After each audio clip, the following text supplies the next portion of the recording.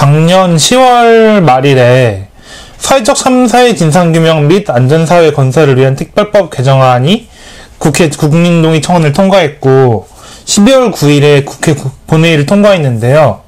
국회에서는 세월호 참사 해결을 위해서 어떤 해결책을 내놓고 있나요? 글쎄요. 뭐가 있을까요? 우선 지금 말씀하신 대로 작년 12월 9일에는 두 가지 세월호 참사와 관련된 법안이 본회의를 통과를 했습니다. 네. 그 첫 번째가 지금 말씀하신 대로 사회적 참사의 진상규명 등을 위한 특별법이 개정이 되었죠. 개정이 된 이유는 사회적 참사 특조위 활동 기한이 기존 법에 따라서 최대 2년까지만 할 수 있었는데 그게 이제 작년 12월 9일 날이 끝나는 날이었습니다. 그런데 아직 진상규명을 더 해야 하고 또 더 해야 할 필요성이 사회적으로 인정을 받고 있고 그래서 이 활동 기간을 늘리는 연장을 하는 이런 내용으로 개정을 했고요. 그 개정을 하면서 또 하나 중요한 것은 결국 이 진상규명과 그 법적인 처벌이 그 동일한 건 아닙니다. 사실 진상규명이 훨씬 더 큰 의미죠. 진상규명 가운데 정말 처벌을 해야 될 자들이나 그 행위들이 있으면 처벌이라고 기소해서 처벌을 하는 그런 결과까지 이어져야 된다는 의미인 건데 그러나 어찌됐건 이 처벌은 제가 볼 때는 처벌 자체가 대책이거든요. 사실 우리 사회에서 세월호 참사뿐만 아니라 수많은 사회적인 그런 재난 참사 사건들이 일어났는데 그런데 그 가운데 특히 어떤 권력이 개입되어 있거나 관련이 있는 사건들 같은 경우엔 또는 공무원이 개입이 되어 있거나 관련이 되어 있는 사건들 같은 경우엔 사실 제대로 처벌이 되는 경우들이 거의 없었습니다. 하더라도 맨날 우리 얘기하는 대로 뭐 꼬리 자르기 뭐 이런 식으로 해서 말단 공무원이나 뭐 현장에 있는 사람들이나 뭐 이런 사람들이나 좀 일부 처벌을 하고 실제 현장에서 직접 일을 하는 담당을 하는 담당자들보다 훨씬 더 큰 권한과 책임을 가지고 있는 그 위에 있는 사람들을 처벌한 사례들은 거의 없죠. 그러니까 저희들은 그게 곧 같은 사건들을 반복시키게 만드는 원인 중에 하나라고 판단을 하고 있습니다. 그런 의미에서 강력한 처벌은 곧 대책이다. 이런 의미에서 이 진상규명하는 과정에 처벌은 필수적으로 또 따라와야 되는 문제이죠. 그러다 보니까 사실 진상규명은 훨씬 더 큰 의미이긴 하지만 꼭 처벌을 또는 기소를 전제로 하지 않는 사안들도 규명을 다 해야 한다는 의미에서 훨씬 더 큰 의미가 있지만 그러나 처벌을 하지 않으면 대책이 나올 수 없다. 그보다 더 강력한 대책은 없다. 이런 의미에서 공소시효 문제가 저희들한테 굉장히 큰 문제였어요. 즉, 뭐, 시간도 많이 지났을 뿐더러, 이게 뭐 영원히 정말 할 수 있을 때까지 끝까지 한번 조사해보자. 뭐 이런 마음이야 다 굴뚝같이 있지만, 현실적으로 특정 혐의에 대해서는 기소할 수 있는 시간이 한계를 정해놨거든요. 그게 이제 공소시효잖아요. 그게 이제 7년짜리 뭐 과실치사라든가 직권남용 이런 혐의들에 대한 공소시효가 형법에 7년으로 규정이 되어 있는데 그게 2021년 올해 지금이죠. 4월 5일이 끝나는 날입니다. 그러니까 2021년 4월 5일이 지나면 진상규명을 할 수 있지만 물론 이제 기소 공소시효가 지나면 사실은 수사도 안 하죠. 그러니까 그 이전보다는 훨씬 더 진상규명의 가능성은 훨씬 더 낮아지는 게 맞긴 하지만 어쨌든 처벌을 할 수가 없고 기소를 할 수가 없기 때문에 분명히 한계가 있고 문제가 생기는 거예요. 그래서 저희들이 이 사참위의 조사기간을 연장을 하면서 동시에 이 사참위가 활동하는 기간 동안에는 세월호 참사와 관련된 모든 혐의에 대한 공소시효가 중지되는 내용으로 법안을 개정하게 했습니다. 뭐 그 외에도 몇 가지 좀 더 중요한 사안도 있습니다. 그게 핵심이었고요. 그래서 결과 이 7년짜리 공소시효 같은 경우에는 원래는 2021년 올해 4월 15일이 끝나는 날이었는데 이걸 연장시킴으로써 2024년 10월까지 공소시효가 연장되는 효과를 가져오게 됐죠. 그래서 많은 분들이 다행이라고 얘기를 하세요. 그만큼 시간을 벌었다. 그동안 얘기했는데, 사실 공소시효를 중지시키고 연장시킨 게 진상규명의 해법은 아닙니다. 공소시효가 연장됐다고 자연스럽게 기소되는 건 아니거든요. 결국 그 안에 충분히 조사하고 제대로 수사해서 그런 혐의들을 입증을 하고 증명을 하는 과정들이 충실히 이어져야 돼요. 그게 안 되면 공소시효 연장한 의미가 없는 거죠. 그래서 뭐 어렵게 공소시효를 중지시키고 연장시킨 일도 했습니다만, 그건 이제 단지 제대로 처벌하기 위한 진상규명을 할 수 있는 어떤 시간을 좀 벌어놓은 곳일 뿐, 지금 당장 속도를 내서 진상규명을 제대로 하지 않으면 그것도 의미가 없어진다. 좀 속된 말로 헛짓거리 한 것밖에 안 될 거다. 그래서 좀 많이 마음이 좀 조급합니다. 그리고 2024년 10월까지 좀 늘려놨다고 하더라도 사참위가 내년 6월, 2022년 6월에 활동을 종료합니다. 그리고 지금 문재인 정부도 이제 임기가 1년 정도밖에 남지 않았어요. 그러니까 저희는 공소시효를 늘리고 이거 여부와 관계없이 이 사참위 조사 기간 중에, 그리고 문재인 정부의 임기 내에 진상규명을, 특히 기소하고 처벌을 하기 위한 진상규명은 끝내야 한다는 입장이고요. 그러지 않으면 우리 사회는 사실은 되게 오랜 시간 동안 세월호라고는 덫에 붙잡혀서 앞으로 나아가지 못한 아주 불행한 사회가 될 수도 있다. 그런 의미에서라도 앞으로 1년 이내에 반드시 이 처벌을 위한 또는 처벌을 전제로 한 진상규명만큼은 끝낼 수 있어야 한다. 그게 지금 저희들이 가장 시급한 문제고, 이것 하나만 지금 저희들은 얘기하고, 그것 때문에 이제 청와대 앞에서 노숙도 하고 삭발도 하고 지금 촛불 피켓팅도 그래서 하는 거죠. 그래서 이제 국회 물어보신 거잖아요. 근데 사실은 참 국회는 정말 할 얘기가 정말 많아요. 국회에 대해서는 사실 국회에서 개인적으로 보면 많이 관심 갖고 도와주신 의원들도 상당히 많거든요.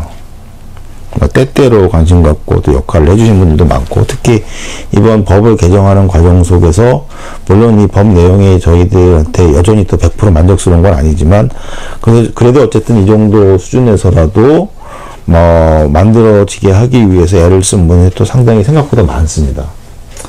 그런 분들이 들으면 서운해 하실 수도 있고, 조금 미안한 감도 있지만, 제가 지금 말씀을 드리는 건 그런 개개인 국회의원들을 이야기하는 게 아니라 대한민국 국회를 얘기하는 겁니다.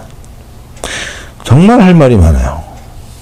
정말 비판받고 지적받고 욕먹어야 됩니다. 제가 지금부터 말씀드리는 거는 특정 정당을 욕하려고 하는 얘기도 아니고, 정말 이 국회를 상대로 제가 제 팔자에 정말 국회의원들을 만나고 국회 들어가서 뭘 얘기를 하고 협의하고 이건 상상도 못했고, 저는 세월호 이거 진상규명 끝나면 좀 쳐다보지도 않을 건데, 어쨌든 제 팔자에 어깨 소위 높은 양반들 만나고 다니고 가서 얘기하고, 어떨 때는 거꾸로 제가 윽박지르고 호통치기도 하고, 그러다가 집에 오면서 내가 이래도 되나 이런 적도 있고. 그런데 지금 드리는 말씀은 정말 대한민국 국회에 대해서 말씀을 드리는 건데요.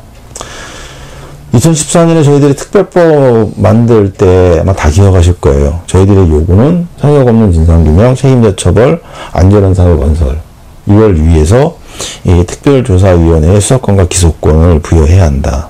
그래야만 진상규명이 가능하다. 요구했지만 거절당했었죠. 이건 단순히 그 당시 여당에게만 거절당한 게 아니라 그 당시 야당이었던 지금의 민주당에게도 거절당한 겁니다. 엄밀히가 아니라 그때 이미 다 그런 얘기는 다 공론화가 됐으니까. 대신 차이점이 있다면, 그 당시 여당과 야당의 차이점이 있다면, 여당은 무조건 세월호 참사 진상규명 이건 불순한 거니까, 이건 대통령 끌어내리려고 하는 정치적인 목적이 있는 거니까 안 돼라고 반대를 했다면, 이재명 같은 경우에 이건 법률적으로 도저히 사회적으로 용인할 수 없는 문제다. 대신 우리가 특검 줄게. 그리고 수사 요청을 할 수 있도록 해줄게. 그래서 직접은 못하지만 직접 수사권을 가져갈 수는 없지만 특검이나 어떤 수사를 통해서 이 수사권을 활용할 수 있도록 적극적으로 활용할 수 있도록 거기다가 딱 규정을 만들어 줄게. 좀 이걸로 좀 이해해 주면 안 되겠니? 그러니까 이제 그 당시 야당이 저희들을 설득한 논리였어요. 물론 그거 저희들이 안 된다고 했지만 2014년 말에 사회적인 분위기라든가 몇 가지 문제로 인해서 저희들이 끝까지 거부하기 힘든 상황이 됐고, 그래서 어쩔 수 없이 수용을 했죠. 근데 이제 그 이후에 그럼 어떻게 됐느냐. 수사권은 안 되지만 수사권을 활용할 수 있는 방안들을, 보완 방안들을 넣어놨으니 이걸 적극적으로 활용을 하셔라. 국회가 책임지고 하겠다. 라고 우리를 설득을 했고, 그런 취지로 특조위를 만들었는데, 실제 일기 특조위는 물론 박근혜 정부가 조직적으로 처음부터 출범도 하기 전부터 방해하고 세금 도둑 발언을 하기 시작을 하면서 대한민국 모든 공무원들이 받는 복지 받는 그러한 일반적인 직원들에 대해서 해주는 것들을 똑같이 공무원법에 의거해서 특조위 직원들한테 똑같이 하는 건데 그게 마치 특혜인 양 이렇게 하면서 방해하고 물론 그런 것도 있지만 어찌됐건 일기 특조에서도 활동 말미에 특검 요청을 했었거든요, 국회에. 그때 이제 특검 과제가 그 해경의 구조관기 부분, 이 부분에 대해서 특검 요청을 그때 했었습니다. 그런데 그 당시 국회에서는 이 특검 요청안을 소관 상임위에서 검토조차 하지 않았어요. 검토하면서 싸우다가 부결된 게 아니고요. 국회는 우리한테 특검을 적극적으로 활용하시면 된다라고 설득을 해서 받아들여서 그래서 특조위는 특검을 요청을 했더니 국회에서는 아예 표지를 펼쳐보지도 않고 묻어놓고 그리고 19대 국회를 끝내버렸습니다. 지금도 사실은 비슷한 상황이 벌어지고 있어요. 지금 지난 가을에 사참위가 특검 요청을 국회에다가 해놨습니다. 그게 이제 특검 요청 아니죠. 근데 이번에는 그때하고 좀 다른 게 12월 9일날 거의 한 3개월쯤 다 되어서 본회의에서 이걸 통과시켰어요. 특검 요청안 가결. 이제 특검을 시작하면 되는 거예요. 지금이 이제 4월 달이 됐죠. 12월 9일이니까 4개월이 지났습니다. 4개월 동안 특검을 시작을 못하고 있습니다. 19대 국회와 21대 국회의 차이는 19대 국회는 특검 요청안을 거들떠도 안 받지만 그러나 21대 국회는 이 특검 요청안을 가결은 시켰다. 이게 차이점인데요. 똑같은 점은 양쪽 다 특검을 시작하지 못하고 있다. 4개월 동안 특검 시작을 못하고 있습니다. 정확한 상황은 특검을 시작을 하려면 특검 후보 추천위원회를 구성을 해서 거기서 2명의 특검 후보를 선정을 하면 대통령이 둘 중에 한 명을 특검으로 임명하는 거거든요, 절차가. 그러니까 다시 말해서 특검 후보를 누구로 할 거냐를 정하기 전에 그 특검 후보를 정하기 위한 추천위원회를 구성을 해야 돼요. 이걸 못하고 있습니다.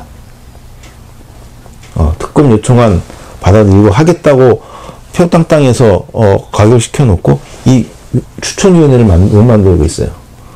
후보 추천위원회는 7명으로 구성하거든요. 국회에서 4명입니다. 여당 2명, 야당 2명. 그 다음에 법무부, 대법원, 대한변협. 여기서 한 분씩 오셔서 7명으로 위원회를 구성을 하고 7명이 후보 2명을 올리는 겁니다. 지금 왜 구성이 안 되냐고 했더니 야당이 추천위원 2명을 보내주지 않는다. 그러니까 그 말은 여당이라든가 다른 법무부, 대법원, 대한변협에서는 이제 후보 추천위원회의 위원을 다 구성을 했다는 얘기죠. 그러니까 7명 중에 5명은 구성이 됐는데 야당목 2명이 없어갖고 이걸 가동을 못 시킨다는 게 지금 설명입니다. 그러니까 누가 제일 나쁜 놈이겠습니까? 당연히 야당이죠. 물론 자기네들은 뭐 입법 이 안에 대해서 뭐 당연히 반대했겠지만, 특히 국민의힘 같은 경우 반대했겠지만, 그렇지만 국회에서 정당한 절차와 이런 걸쳐서 하기로 의결을 한 사항이라고 그러면 그들에게도 여기에 따라서 역할을 해야 될 의무가 있는 겁니다. 만일 싫으면 우리는 저 후보 추천위원 안 낼 테, 우린 반대하니까 안 낼 거니까 너희들이 알아서 해 라고 하든가. 뭐 그럴 일 없겠죠. 근데 어쨌든 해야 되는데 추천위원을 안 보냈어요. 안 뽑아줘요. 그러니까 7명이 안 돼가지고 못하는 거. 그러니까 당연히 나쁜 놈은 야당이죠. 이거는 뭐 당연한 거 아니겠습니까?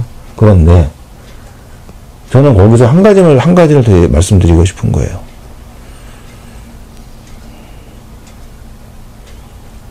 일곱 명 중에 5명은 구성된 거잖아요. 그럼 5명으로 하면 되죠. 우리 회의할 때도 100% 참여해야 회의가 구성됩니까? 과반수 이상 참석, 과반수 이상 찬성.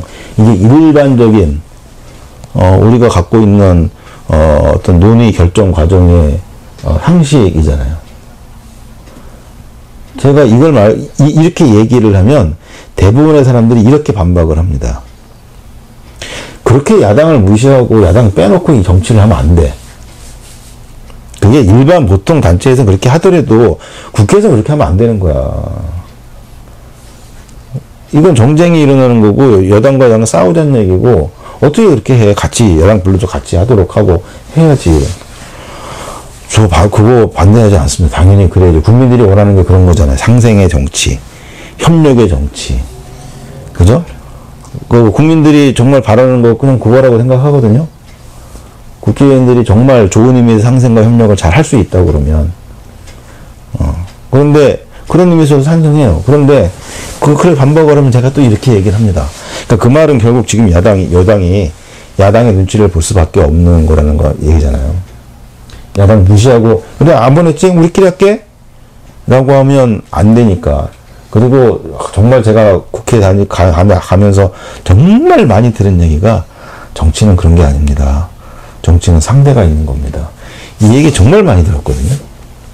그러니까 이제 결국엔 야당 무시 못한다는 얘기죠. 야당 빼놓고 못한다는 얘기죠. 야당 눈치 본다는 얘기예요. 그 얘기하면 저는 또 이렇게 얘기를 하죠. 여당이 야당 눈치 보시는 거는 뭐 이해 못할 건 아닌데요. 그런데 왜 꼭 항상 야당 눈치만 보십니까? 우리 눈치는 안 보십니까? 왜 야당은 그렇게 부담스러워하면서 왜 세월호 참사 진상규명을 바라는 가족들과 시민들은 그렇게 안 부담스럽습니까?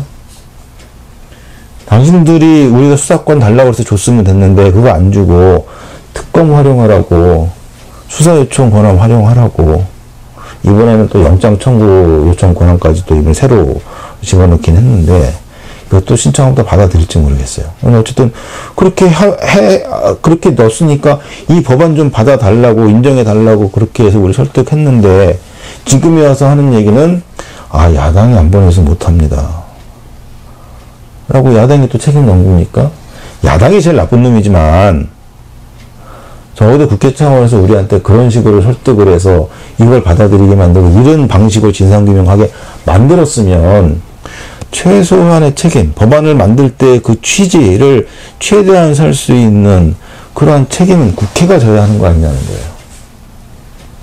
왜 맨날 야당 눈치는 보는데 우리 눈치는 안 보냐고. 왜 야당 눈치는 보면서 국민 눈치는 안 봅니까?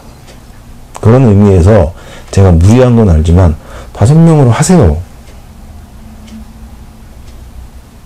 우리는 야당보다 세월호 참사 진상규명을 바라는 국민들이 더 무섭다. 떳떳하게 선언하고 5명으로 후보 추천하세요.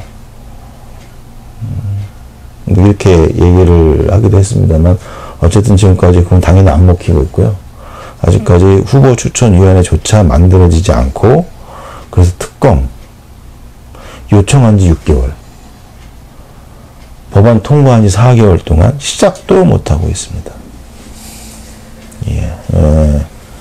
이게 지금 현재 제가 좀 강력하게 비판하는 국회의 모습이고요. 그러니까 한마디로 제 취지는 딱 한 가지인 거예요. 국회가 해야 할 일, 입법부가 해야 할 일, 당연히 우리 교과서에서 배웠잖아요. 법을 만드는 거. 그죠? 법을 만드는 게 국회가 할 일이잖아요. 근데 이 말이 법을 만들었으니 국회가 할 일은 다 했다는 아닙니다. 법을 한번 만들고 우리가 할 일은 다 했어. 그러면 개정은 왜 합니까? 법을 만들었는데 시행을 해보니 이런 문제가 있네. 또 상황이 변했네. 그러면 이런 법을 만든 원래 취지의 목적이 이런 거였는데 조건이 바뀌고 상황이 바뀌고 무언가 좀 부족한 게 있으니까 이 취지를 살리려면 법을 한 번 더 다듬어야 되겠다. 보완을 해야 되겠다. 그래서 계속 개정을 계속 하는 거 아닙니까? 이 말은 뭐냐면 국회가 그 법을 한번 만들므로써 자신들의 의무를 다했다고 넣어버리는 게 아니라 끝까지 그 법을 책임진다는 거예요. 그 법이 우리 사회를 돌아가게 만드는 피잖아요. 혈관이잖아요. 혈관을 제대로 만들어줘야 피가 제대로 돌잖아요. 손가락으로 가는 혈관이 이제 좁아져서 못 가면 그 혈관을 넓혀주는 시술이 법 개정을 하는 거 아닙니까? 혈관이 더 필요해. 그러면 법을 만들어서 혈관을 더 뻗게 해주는 거 아닙니까? 결국 법을 만들고 모든 일을 국회가 할 일 다 했다가 아니라 그 법을 만든 목적, 취지가 우리 사회에서 제대로 구현될 수 있도록, 그래서 국민들이 그 법을 통해서 이득을 보고 도움을 받고 그 법을 통해서 살맛나게 하는, 그것을 만들어 가는 데까지 끝까지 책임지는 게 국회의 의무라는 거죠. 그런데 특별법 분명히 문제가 있다고 했지만 이거라도 받아주세요. 그러면 그 다음은 정말 될 수 있도록 하겠습니다 해놓고 왜 책임 안 지냐는 거예요. 이 얘기하면 흥분하는데 한 가지만 좀 길게 말씀을 드리면 2016년 6월 30일 날 일기 특조위가 조사 강제 중지당하고 해산당했습니다. 박근혜 정부에 의해서. 행정부에 의해서. 입법부가 특별법을 만들어서 특별한 조사위원회를 만들었는데 그거를 행정부가 방해하고 탄압하는 걸 넘어서서 불법적인 근거를 내세우면서 조기에 강제 해산시켜버렸어요. 그때 국회는 그런 행정부의 만행에 대해서 한마디도 하지 않았습니다. 저항은커녕, 물론 이제 국회 내부에서 회의할 때 특조위 활동 기산일이 언제냐 이거 갖고 회의할 때 싸우긴 했죠. 그런데 강제 해산 당했을 때 국회가 행정부가 입법부에 도전을 한 거예요. 입법부가 만든 법을 무용지물화시키고 그 법에 따라서 만든 국가기구를 불법적으로 강제 해산시켰는데 여기에 대해서 의원직 걸고 싸운 사람 단 한 명도 없습니다. 저는 지금도 얘기해요. 그때 왜 안 싸웠냐고.